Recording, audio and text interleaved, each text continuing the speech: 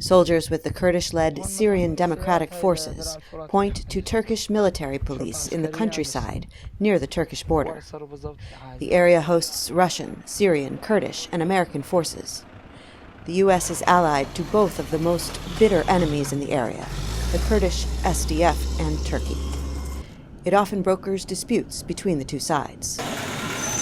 Nearby towns have been occupied by multiple forces since the Syrian civil war began 8 years ago, and residents are fed up. We are tired of violence. We don't care if it is the Syrian Democratic Forces or a rebel group. You cannot find anyone in Syria who hasn't lost someone to the war. Turkish and Kurdish forces recently agreed to create what they call a safe zone on the Syrian side of the border, and the SDF pulled troops and weapons several kilometers back. But Turkey says the safe zone needs to be much larger to prepare to accept millions of refugees. The SDF says the current deal can work, but has not agreed to any further demands.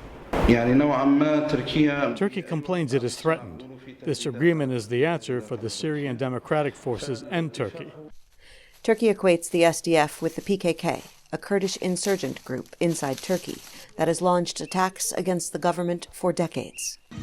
But the SDF says its only interests are inside Syria.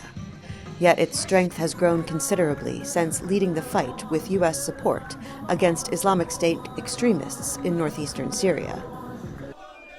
Turkish leaders say if they can't reach another deal with the Kurdish forces, they are prepared to take unilateral action. The SDF says if attacked, it is prepared to fight.